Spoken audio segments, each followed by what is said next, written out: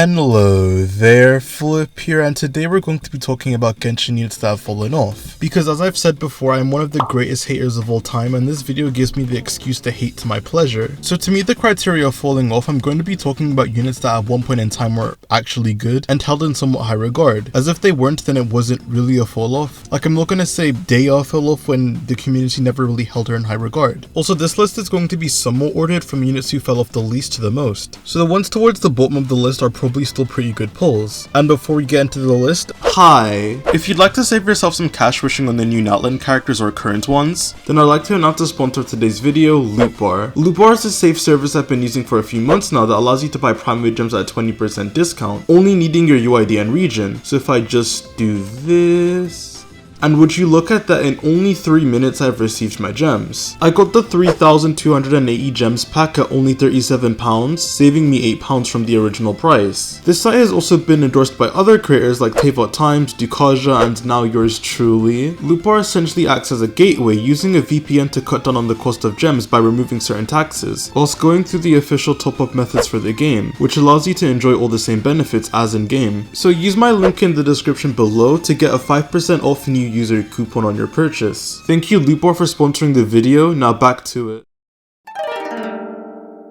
My mom asked me if I washed the dishes. I said Nilu, and she smiled because she knew I meant washed. Okay, so the thing with Nilu is that unlike the others on this list, it's not really like she's fallen off, but more so that her teams have shifted that counteract with her identity, which I'll explain in a second. But let's first talk about Nilu's reputation a bit, as it was actually pretty jaded. During pre-release, a lot of people were unsure how strong she would be due to the limited Dendra roster back then and the fact that the Dendra options weren't that good to begin with, on top of her value banking on the fact that she wouldn't run into any bosses. Though she kind of just exceeded expectations on release, and then with Nahida coming out, she cemented herself as the mainstay in the top tier throughout all of Sumeru. Her boss issues weren't as bad because you could just slot in Yolana Jingcho on the team to help with those checks. On top of the fact that some Abyss lineups just wouldn't have a boss on the other side, pretty much giving her free reign and multi-target content. Every Dendra character released afterwards would also just buff her, giving her more options, whether it was Yaya making her teams more accessible at a lower level, or Baizu and Kirara giving the team a better defensive profile. So then what happened with Nilu? Nothing. Like, literally nothing. Nilu teams at a base are the most reaction-oriented teams in the game, as the goal is to just get as many blooms as possible, and the only time you really care about the talent damage is when you're in single-target situations. Even in a team like Hyperbloom, the blooms only make up around 50% of the team's damage, and the rest is talent damage from the other units, which is not the case in the standard Nilu teams. In Fontaine, the enemies got tankier and the bosses got way more punishing, and for the entire region, talent damage has been favoured on top of no new Dendra releases. This kind of just left Nilu in the dust as the other teams and archetypes just got stronger, with things like the Hunter set and Furina in general being a massive buff to talent damage. It's to the point where the better Nilu teams are just running Furina, Nuvola, or Alhaitham to supplement the fact that the team does no talent damage, and talent damage is the strongest it's ever been. And even though those are currently some of the best Nilu teams, they are not even close to being the best for any of those characters. I'm also very well aware that this is a hot take, but I do believe part of the unnecessary glaze tied to Nilu is because Abysses were easier back then, and Nilu would destroy them. And over time, Nilu has had 2 reruns, so people could get some vertical investment for her, on top of people having Quans and Nahida. So some of the scuffed Nilu setups that could clear very well back then are not the same ones that could clear very well now. This kind of reminds me of Morgana and how even after Ayaka and even after so many unfavorable Abyss lineups, people would kind of cope with it still being the best team in the game, and people were just blinded by how good the team was before. Nilu is no longer really the free-to-play staple she once was and needs a decent amount of the strongest Dendra or Hydro characters in her roster, as well as favorable Abyss lineups like the one we have right now, which was made for her, as well as good enemy luck or being able to AI manipulate to keep the enemies relatively close, which is conditions a lot of other teams just don't have nowadays. And it's just how much things does this unit need till we accept she's no longer as broken as she used to be. So unless we get a talent damage dealer that can make up for her shortcomings, or reactions get as big of a buff as what talent damage got, Nilu is just kind of falling out of favor and holding the unit she runs with back more than anything. Even Kokomi is more preferred in Mono Hydra or EC subs over Nilu teams. So yeah, in my opinion, I don't think she's in the best state compared to the uncontested AoE powerhouse she used to be. The police pulled me over for a stop and search. They asked if I committed a crime. I said Tartaglia and they looked me up because they knew that's fraud. So Child, Ajax, Tartaglia, whatever the fuck you want to call him, His saving grace in the meta was pretty much just International is the best team in the game, we love International, and for a long time this reason was sufficient enough for a child to be ranked high, as he enabled one of the strongest teams in the game that was relatively cheap by previous standards. Now its cost is kind of up for debate, as getting a C4 jungling can be quite hard, especially starting from zero, with how diluted the pool is. On top of the fact that there are still... I had to stop recording because there was a plane flying over my... Only this happens. As I was saying before I was rudely interrupted, its cost is up for debate because of the fact that the 4-star pool is so diluted and getting a C4 jungling isn't guaranteed. On top of the fact that there's still no real good build for Child that is widely accessible that allows him to compete with the other talent damage dealing carries. International is still that one team you can use anywhere and it'll be good, but again, Fontaine has raised the bar for carries. So what was the peak of the game back then is kind of just average now, and Child didn't really benefit from any of the new insane weapons or artifact sets. On top of the fact that his team is quite hard to execute consistently.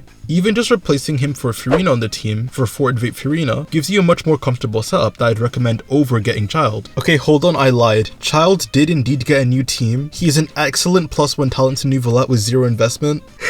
But yeah, Child and by extension International just does not really have the quality of life newer teams and units have. And Child can just be subbed out of this team a lot more easily. If you want a Hydra DPS, you can set up Furina or New Valette with jungling. And then Arlay or Linny Mono Pyro teams also take up this slot really well too, which gives you more power at the cost of not being able to kill Pyro Slimes, I guess. The Pyro Archon is going to buff Tartaglia, surely.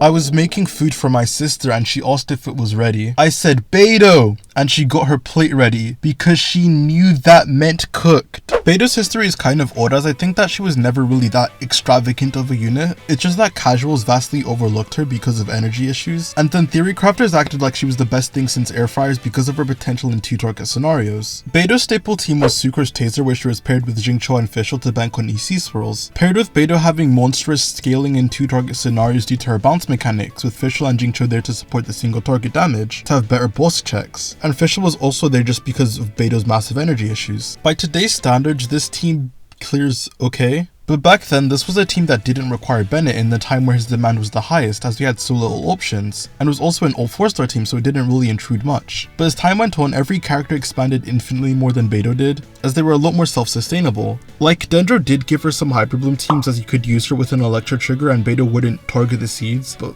And she also has her Aggravate teams, but so does literally every Electro character. I've seen people now try to use her with Chlorine for AoE content over Fischl, but even then, unless you're building a lot of energy to the detriment of her damage, she still tends to run into some ER issues, which isn't good for the overall consistency of the team. So I wouldn't really recommend it unless your plan is to free up Fischl. So yeah, Beto kinda was phased out by the fact that she's an off-field DPS with so many conditions. Needing a battery, needing an on-fielder with really fast normals, needing ideally more than one enemy too, all to perform relative to other options.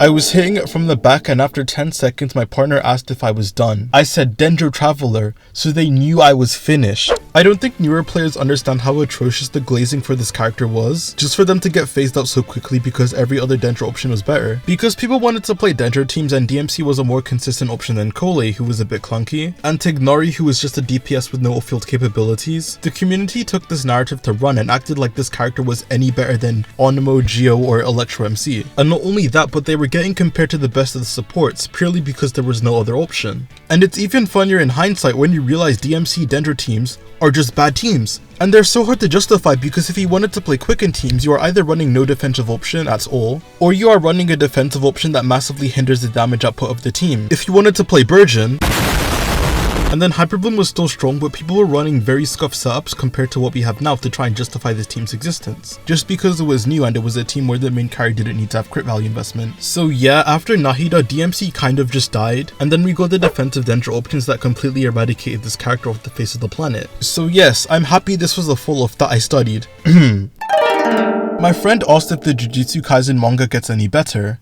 I said Aika and Ganyu, so my friend dropped the series because he knew it got worse and worse. Speaking of fall-offs that needs to be studied, you can honestly to an extent just throw in Cryo here as most of them got worse. But in 1.0 and a majority of 2.0, Freeze was seen as one of, if not the strongest reaction in the game, as it made a lot of things possible. One, it gives you access to the Blizzard Strayer set, which is like a Diet Mirror Shosei Hunter, giving you 40 crit rate for basically free, and allowing you to gear mostly into crit damage. Second, freezing enemies meant that they would just be removed from the fight, not being able to damage you apply effects to other enemies like healing, and you also got to hit all of your damage, which was really important for characters like Ayaka. If you looked at the Abyss structure too, it was just waves of ads like slimes, whopper flowers, hilichurls, and metachurls, all enemies that could be frozen, which in tandem with Venti, who is on this list, don't worry, gave you one of the easiest ways to build characters and trivialize the Abyss, and Ayaka and Gonyu were seen as the best DPS in the game due to this. So what happened? Well, if you get primarily AoE damage dealers that both benefit and freeze, and then add more bosses to the Abyss making freeze useless, then they perform worse. On top of the fact that in Gonyu's case she was even worse off because her best grouper Venti, due to quadratic scaling when enemies were touching tips in her burst, got worse as he doesn't have a strong initial pull the way Kazuha does, making heavier enemies get grouped significantly easier by Kazuha. But at the very least, Gonyu has her melt teams, which with Dendro are getting better but still very cringe to play. Ayaka on the other hand, give me Shenhe, give me Mist, give me freeze or I retire. She is beyond done. Unless you have some solid vertical investment because no boss really stays still long enough for you to get her whole burst off, which is the vast majority of her damage, on top of losing 20% crit rate from Blizzard, having to use other sets which are just vastly worse, which is a problem that a lot of other carries don't have, as most of them just have more synergistic sets, and don't have 80% of their damage loaded into a missable elemental burst. Sorry, Eula. Also, besides the side grade team using Furina, Ayaka hasn't really had a power level increase through any new sets or artifact sets, so her ceiling now is still the same she's had since release. And as I've said hundreds of times now, the new teams have just exceeded the ceiling of the older ones. Okay, not gonna lie, I'm running out of jokes, and I'm saving it for the last one, so just pretend I said something funny. Something Venti. I can get that Venti is kind of odd, especially this high up, because he still has some use cases, especially with Imaginarian Theater coming out, and once in a blue moon he can destroy an Abyss lineup. But the reason why I think his fall off was one of the worst is because he was just considered widely to be one of, if not the best unit in the game. Most theory crafters would have Bennett, Jingcho, Venti top 3, and in most early Abyss lineups he was just the best at dealing with enemies, as it was multiple waves of ads which he could unironically solo just needing Verdescent, Stringless, some ER, and decent crit, which he didn't even need after transformative reactions were buffed, making him even more accessible. Also, his prime was pre-Kazuha, pre-Elan, where we didn't have that many buffers either, so VV Shred was even more valuable. But of course, since Venti's role was ad clearer, when we got Abyss lineups to have bosses, Venti doesn't really have a way to deal with them, as not only is it hard to aim his burst when the enemies can't be sucked, bosses can also just move out of Venti's circle, on top of more supports being added, making VV only one buff in a pool of them. So it's not even really that Venti got worse, which is evident when we look at him in any Abyss with suckable enemies. Genshin just realized how much of a power vacuum he caused and started designing enemies and Abyss lineups in order to counter him. So he went from being considered a top 3 tier 0 unit for every Abyss to being that grandpa who tells stories about how good they were in their prime. But that still isn't the worst fall off in my opinion, as that title goes to...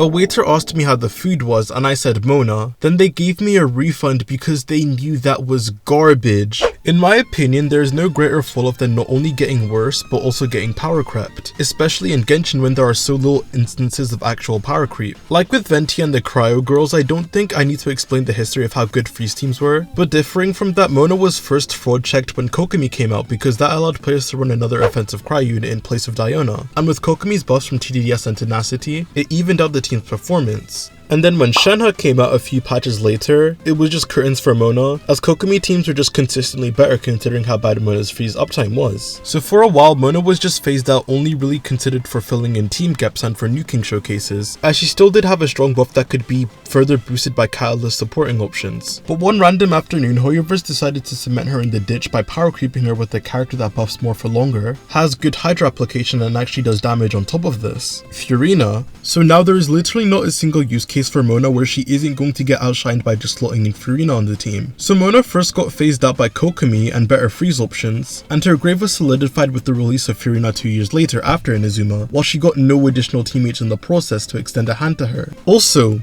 she is Hydro! Hydro is the best element in the game. How do you fall off while being a Hydro unit?